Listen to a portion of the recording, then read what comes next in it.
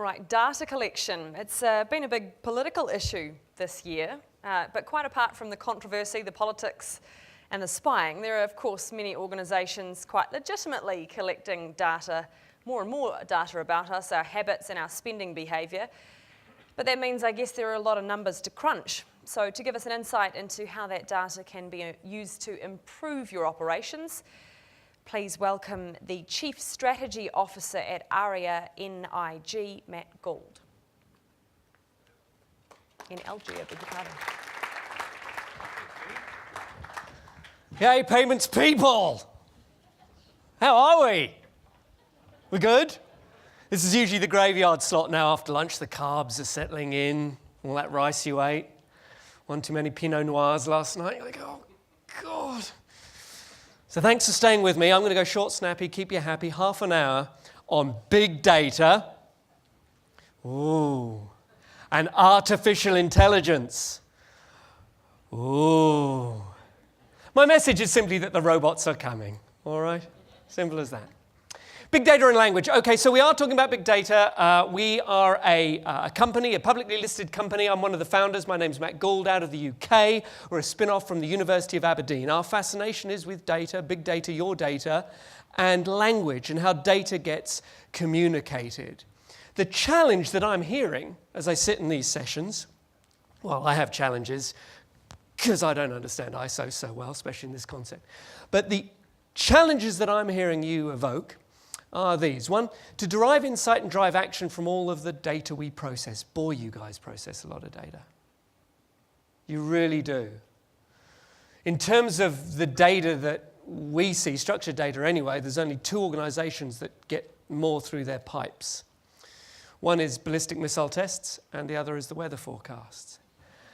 We work with both of those. We don't work so much with you guys yet. We only have one big data processing client, and that's Deutsche Bank in Europe. We're quite a young firm. The other challenge that we're seeing talked about is to give better customer service and make more money from all of the data we process. Question mark? Why is there a question mark at the end of that sentence? It's because I wanted to start a rhetorical inflection there. Because I'm a trained anthropologist and religious philosopher, that's my training, I'm not a tech guy, these things interest me, language interests me, and this is one of the things that I see everybody grasping and grappling with, but not quite getting to the nub of. Do you have a time? Oh, there's my timer, good. Because I can wander on at this point. So we know that there are nuggets of gold in the stacks and hills of data we've got, but how do we get them out? And more critically, how do we communicate them? Well, there are two classic approaches that any business, any bank takes traditionally. Well, there's really one process that they apply to better managing huge amounts of data. They buy tin. Ooh. Any IT people in? If you need a moment, I get it. This is the world's fastest supercomputer. It can do petaflops of terabytes of stuff spinning on a dime. It's very, very impressive. Cray working with NEC. Supercomputers are very good at doing something. They're very good at crunching long trees of logic, regression analysis. They're very good at taking in numbers, huge, vast amount of numbers, great quanta of data, and spitting out numbers in dashboards, maybe the odd chart. But they won't speak to you. They won't talk to you. And interestingly enough, it's speech and language and talking that is actually the best way to convey insights into data. The way we correspond with our customers, the way we correspond with our business partners, though the underlying fundamentals might be these ISO standardized data streams, is at the end of the day a person, or one person talking to another person, or an analyst showing a report to their boss, and their boss says, "What am I looking at, Terry?" We seek to answer that question because the other important thing in data analysis, the supercomputer that really counts, is not this huge lump of tin. It's something way more powerful, something that can do calculations much more swiftly, something that can take in vastly more data streams at once, something that communicates with so much more agility than IBM's Watson or a Cray supercomputer. It's the human brain. It's you. So my presentation is about this, and it's about processing, and it's about big data, but it's mostly about you and how you're special and will remain special for thousands of years to come. The robots aren't coming. Artificial intelligence will never be this good, and I'll explain why. To understand why this is more important to your business and to processing and to the ability to handle big data than the big tin, we have to start with you. So let's start with you and a story about you. That's not you. I've got to admit, I'm a bit nervous presenting. I'll just sidetrack for a second. A bit nervous presenting here in New Zealand. Last time I presented in New Zealand to banking folk, I was starting my speech and it was a bit rainy, and I said, "Can you hear me? Can you hear me down the back?" And this guy puts his hand up. He was a banker from Taranaki, and I said, "Can you hear me?" And he goes, "Oh, I can hear you, mate. I just wouldn't mind swapping places with someone who can't." I was like, "Oh, fair enough." So, just be gentle with me, please. So this is a bonobo monkey, and he lives on an island in the Niger Delta. All right, it's our closest animal relative. That's why he's saying cheese. Closest animal relative. Now, he has some cousins on the other end of that island. This is true. Cousins. His genetic diversity compared to his cousins at the end of the island is much, much more than the genetic diversity demonstrated by everybody in this room.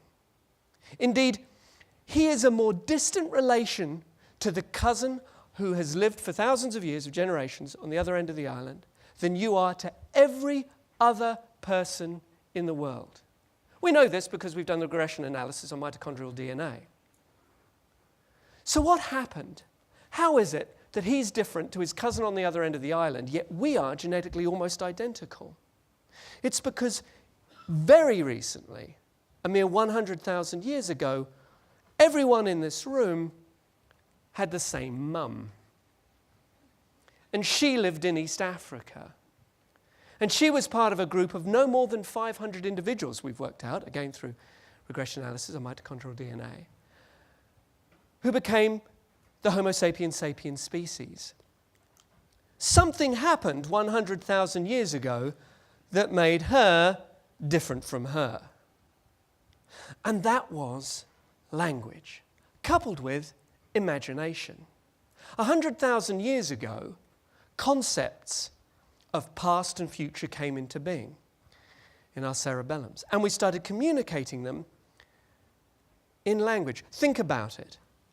The primate, on my right, cannot say to other primates in their family, "Listen, what I want you to do with your life is spend it in servitude, giving me almost everything you have, living on a subsistence diet, being punished by a web, and in return, after you're dead, I will let you into paradise."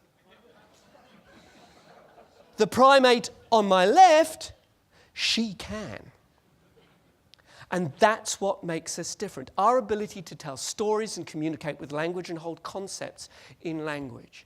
It allowed us to move out of the Eastern Horn of Africa 100,000 years ago and populate the Eurasian continent and kill off all of the other human species, Homo forensis, Homo devonium, Homo neanderthalis, and become the dominant species on the planet. Language. Now here's where the payment stuff comes in, because here's what happened next. What happened next is this. It's a place called Göbekli in Turkey. It means the pot-bellied hill. This is the first thing that humans constructed, that Homo sapiens sapiens constructed. Has anyone ever been to Göbekli? You might not know about it. If anyone going to Gallipoli? Yes, you've been, great. Anyone going to Gallipoli to commemorate it? It's a wonderful thing to go and Gallipoli. It's just up the road, a couple hundred miles. Go and see it if you can. This is the first place that people, as far as we can tell, have discovered to date, put brick on brick. It's 4,000 years older than the Great Pyramids. Even older than Stonehenge. It's older than any village, any city, any palace we've ever created. It predates the agricultural revolution. So we weren't even planting fields of corn when this was built. Yet still we were able to carve pictures of people bringing things and giving things and exchanging things on rock stelae. We created this huge complex where our hunter-gatherer family from only 12,000 years ago got together and swapped stuff. Yes, that's the point I'm making. The first thing that we built wasn't a temple, it wasn't a fort, it wasn't a tomb, it wasn't a house. It was a payments processing center. You can laugh. I've been on the dig, and we unearthed this at the middle of the complex. A hole in the wall. This is quite literally where they would push through furs, blood and grain and get the offering of the gods back. We call it a neftpos. A Neolithic food transfer point of sacrifice. So we've got language and we've got data. We've externalized information in writing, which is the other trick, or a system such as beads and string as they had in the Andes. And we've got payments processing. Now, no one had really put this all together because of the digital revolution, which is ones and zeros in languages, until about 30 years ago. And there were a bunch of guys at the University of Aberdeen and Edinburgh who decided to be computational linguistics. Never happened before. You've got to really love computers and you've got to really love stories. Around the whole world, there's maybe 100 of them, because usually they don't mix. And we got the top scientists in this science called natural language generation, the process whereby information is exchanged through language and we can build artificial intelligences to do the same. Here they are. They've had a lot of work done. When I see them this big. So I work with these guys every day. They're part of my company, and they're lovely. Professor Ehud Reiter, Dr. Yaji Shirapada, and Dr. Robert Dale. They're all highly qualified. And they've spent the last 30 years building an engine for which there was no problem. There wasn't big data 30 years ago. There is now. This is what their engine looks like. Our engine, I'd like to say. I have patents filed on it as well. And it does exactly what your brain does when it takes in information, way better and way faster than any supercomputer does. It takes in information as raw data. Now, we're going to get a little technical here for a sec. Bear with me. I won't mention ISO, I promise. We take in raw data. That's equivalent to your body feeding your mind raw data through the senses: see, hear, smell, touch, taste. All right? Imagine the simplest thing that you can do that a computer can't do. Walk across a busy street while humming a song and thinking about what to buy. Computer can't do that. No supercomputer can do all those things at once. You do it with ease. And you do it with ease because evolution's provided for you and you've learned to do it over the 5-6 years that the neural network in your brain was laid down via language. You take in raw data: see, hear, smell, touch, taste. It's all random. It's light, it's dark, sweet, sour. You then have to generate facts from that data. That light and dark thing is sticking together. It has a temporal factor. It's moving. The shape of that light and dark thing is probably a car. That becomes a message. In our artificial brain, there's no words yet. It's just messages, collections of facts. At this point, I'm just going to pause and encourage you to start thinking about your own data in your own business. Shelve it, we'll come back to it. You're still crossing the road. You've got to decide through all of those facts which are the important ones. That big green knobbly thing, historical. Mine that historical data set. Tree. Chances are that won't hit me. That red blobby thing, car, that could hit me. But it could only hit me if I'm here at that time in the future. Right? So you're building up patterns in your brain to make... Now, you're doing all of this unconsciously. Right? The messages get built and then converted into a document plan, which is essentially a plan of what you're going to do, all still subconsciously. You're saying the first thing you should do is look left, look right. Unless you're in the States, look right, look left. Trained responses. You take your first step. You're still aware. Everything's changed in that one step. You've got a new angle of attack, new things come into your visual stimulus field, all of which are instantly processed, far faster than any supercomputer can do. You're working out how to cross that road. Halfway across, the phone rings, you answer it. What are you doing? I'm crossing the road. Why? To get to the shop, to buy you a diamond ring, because I love you. Awesome. You're emoting, you're thinking, you're responding, you're conveying information, all of which is coming from your senses. You're choosing how to prioritize that. What's the critical? You're not saying, what are you doing? I'm looking at a tree, I'm looking at a bicycle, I'm looking at a car, I'm taking my left foot and my right foot, I'm putting in front of the other, I'm putting in front of the other foot, now sniffing and I'm smelling gasoline. Gasoline's too close because it's a bus. Stepping back, back, bus goes by, bus goes by, bus goes by. You don't speak like that. You don't speak like that. You don't even think like that. Although all that information sloshing around, some of you might do. Some of you might be on the spectrum. It's a good thing. You're an asset to your tribe in other ways. Probably vote National. Good attention to detail. Good attention to detail. Excellent. Go into tax or something like that. Right. So you're doing all that. Now, that's exactly what we've built these systems. They're getting all of this data from all those processes, all that fulfillment, all of that qualifying, quantifying, error checking, and they're trying to make sense of it and prioritize it. Yet we still, with our analytics system, bring it all to the surface, and we want to see it all going off. We haven't taught it to think and act. So finally, we construct our sentence, and then the very last thing, we put a surface text on it, which is the actual language. Here's a trick about human language. It's the same. The fundamental rules apply. No matter which language you're speaking, you go to the middle of the Amazon, meet a tribe that has never been contacted by anybody for the last 10,000 years, and they will still tell a joke with a punchline at the end. Language has the same rules underneath. So it doesn't matter what language you're speaking. The last language bit, the grammar, is the easy bit. Is that how long I've got to? Is that counting down or okay, good, counting down. Okay, good. See, data, bad. Right. So how do we apply this technology? Well, I mentioned that the only people that use more data through their pipes and payments processing globally are weather. Weather, why? Because it's the most complex system there is. If you believe a weather forecast more than 3 days out, you are a religious zealot. It is impossible for the weather gods to define, or priests, the meteorologists, to define the weather more than 3 days out. It goes from 80% accuracy to less than 50 3 days out. The Met Office in the UK, who are one of our biggest clients, have just bought a massive grey computer to help them get just 2 days further forward into the future. Right? Here's the weather data that we take in. So if you're living in the UK, imagine, most of us have been there and clicked the ticket on our colonial birthright. We've gone to the UK and we've stayed somewhere, we wanted to get the weather. And I don't just mean the weather, like, you know, there's a cloud and it's occluded. And what's the weather going to be like for the full day? What's the weather going to be like where I am?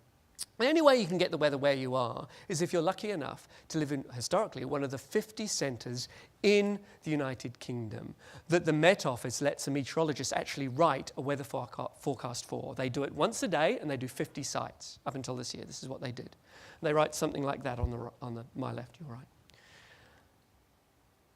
They could write more. They've got the data for thousands of sites, but the human expertise to write it, to make sense of all of those charts and everything, to turn it into a communication that is ubiquitous and everybody can understand, to prioritize it in the right way, is tricky. It takes people. It takes this supercomputer.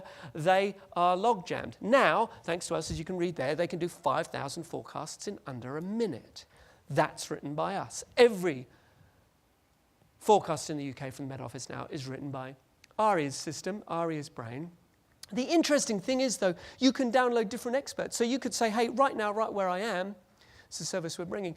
I am a stay-at-home dad. I want to know when I should hang out the washing this afternoon. When today can I hang out my washing? Well, you know, the best time to hang out your washing is between 2 and 2:45. I could tell you why. It's to do with precipitation, occluded fronts, but really that's probably the best thing to do. I'm a driver for Tesco's delivering long haul. I want a written weather forecast for my route. Okay. Here it is. I want to go skiing. I want to go tramping. I want to tow an oil rig from this point to that point in the North Sea. I want a written weather forecast with charts that are annotated just for me. Could not do that without the Wetware that's the brain supercomputer in the middle that we're slowly replacing.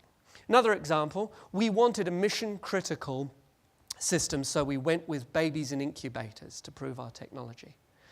Right? We downloaded the minds of the meteorologists. They're happy. Meteorologists hate writing weather reports. They want to go and play with their big computer. Doctors hate writing reports. They want to make you better. They took a Hippocratic oath. Some of them have compassion. They have a vocation, unless they're plastic surgeons. The babies in incubators. I've got 3 kids. 2 of them were premature. You have these precious little bundles in incubators. They're so precious and gorgeous. It's only later they become annoying and expensive. But then they're really important to you, right?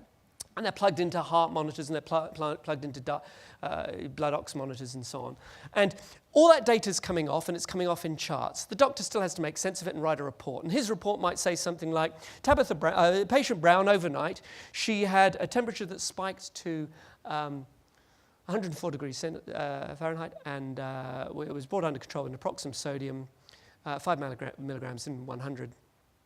Prep for surgery at 0900. That's the doctor's report. That's what's interesting to him. Same data generates a different report for the nurse. She'll say something like, patient Tabitha Brown spiked at 0200, temperature at X, naproxen sodium 55 milligrams in 100. Cannula moved from the left foot to the right ankle. Topical antiseptic applied. Prep for surgery on that hernia at 0900. Let the parents know.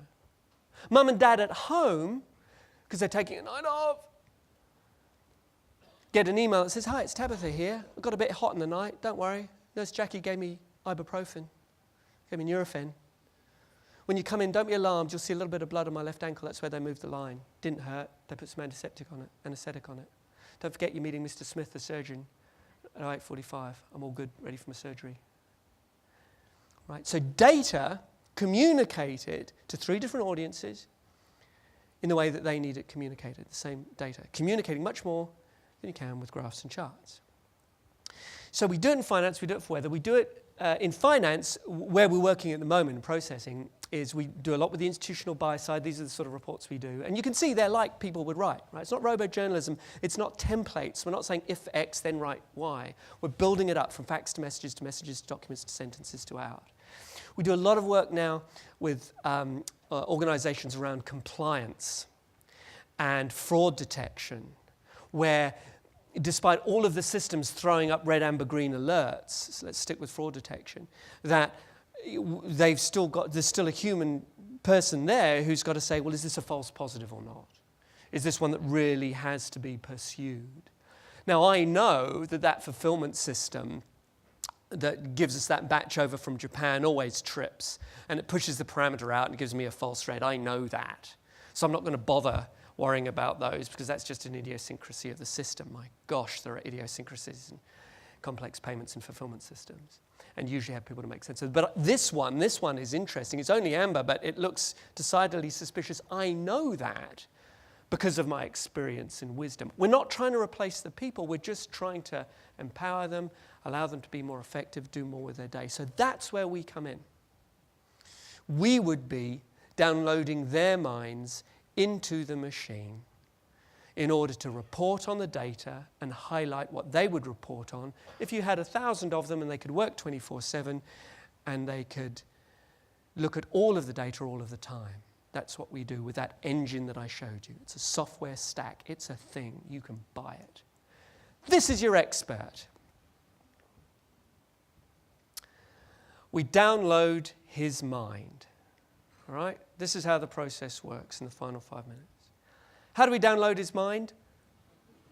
Not like this. Although some days. We do it through conversation. We do it through doing what our Neolithic ancestors did around the campfire. We talk to them, and we look at how they write things. We look at the reports they write or the reports they would like to write.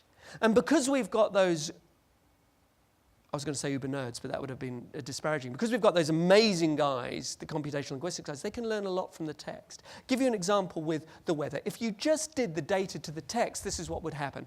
Auckland, this morning, 0900, wind speed 20 miles an hour. Auckland, lunchtime, 20 miles an hour wind speed. Auckland, 1600, Wind speed, 180 miles an hour. What you wanted to know was, hey, there's a hurricane coming, put the kids in the bath, tie the dog up. Right? That's what you wanted to know, right? Now, we only get that through talking to people and finding out what's important. So same in here. It takes over 3 hours for a senior engineer for Shell, who's monitoring the platforms out in the Gulf of Mexico, to take all of the sensor data, the alert monitoring, the equipment metadata, the fulfillment histories, the incident reports, when they come in the morning, and turn it into an action to prioritize and recommend action, or reach out to somebody to write a report, drive a human decision or action, 4 or 5 hours. Okay? We've talked to them, we've looked at their reports, we speak as they speak, and now the reports arrive out on the platforms, and the guys out on the platforms think that this guy, his name's Dave Lux, Shell calls this product Dave in a box, because we've downloaded him. We do it in less than 60 seconds. We take the raw data, we analyze it, we put the information inside, deliver it however they want it delivered, and we explain it with a narrative.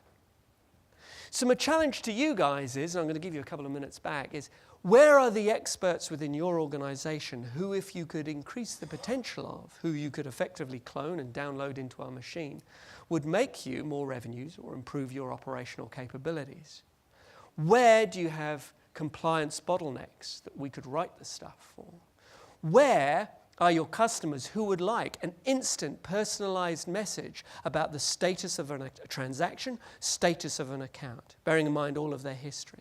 If you could be a personal guide and mentor to every one of your clients and have a conversation with them in natural language whenever you wanted to nudge their behavior or improve the transaction outcomes for them, what would you say? So that's our message. Your data already knows what's happening. Now it can tell you, and it can tell your customers. Thank you very much, payments people, for your time today. I'm happy to take questions on any aspect of artificial intelligence or big data. Thank you.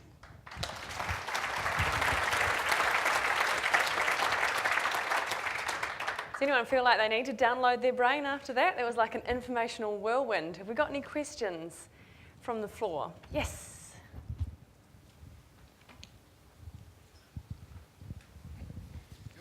Thank you for that, first of all. My question is, I suppose the concern with artificial intelligence always is that it could replace workers. So in the case of Dave, was he replaced by AI and now jobless? And could that potentially be, for the people who are thinking what we could do better, are we replacing a person and exiting them? Yeah, so no one knows where Dave is now, really. No, the answer is this. So for Shell, in this particular case, they couldn't get enough Daves. Shell knew that if they got all of their best engineers looking at an asset and oil platform, and all of them were studying the output 24/7, because they've done it, they could increase the uptime of that asset from the industry standard 88% to 92%, 90%, 92%. Now, every 1% uptick in productivity is 1.5 billion on the bottom line, so woo, right? But they couldn't do it because it's physically impossible to have all of those people. Meanwhile, Dave wants to retire. There's the great tsunami. They're all going. They can't get people to be even Daves in Nigeria and Malaysia. Okay, if you're sitting in Houston and looking after the Gulf of Mexico or New Orleans as they do. So with Dave, it wasn't about getting rid of people and replacing them, and it certainly isn't. Same with the meteorologists. It's about making sure we've got their knowledge captured and applied to all of the big data. It's physically impossible. It's not just us saying this, McKinsey say it, Goldman Sachs. It's physically impossible for us to have enough Daves to manage the value, to wring the value out of the huge amounts of data we're creating right now. So we're not about replacing people. It's that old sort of Luddite, throw the thing at the weaving machine. It's not. This is just another step change in the productivity gain. And they're emancipated to go and do what they really want to do. In Dave's case, play golf. In the meteorologist's case, playing with their models. Yeah. No, it wasn't a euphemism. You didn't have to. Models. Does that sort of make sense? Yeah. Any other questions? Yes. Yeah, mate, as a banker from Taranaki, I'd just like to say that I heard every bloody word and it was damn good. Thank you. Yeah, thanks, mate. Good. Right. Anybody Thank else? you. All right, well, Thank we you, traversed a few thousand years in that short space of time. Thank you very much for your time, Matt Gould.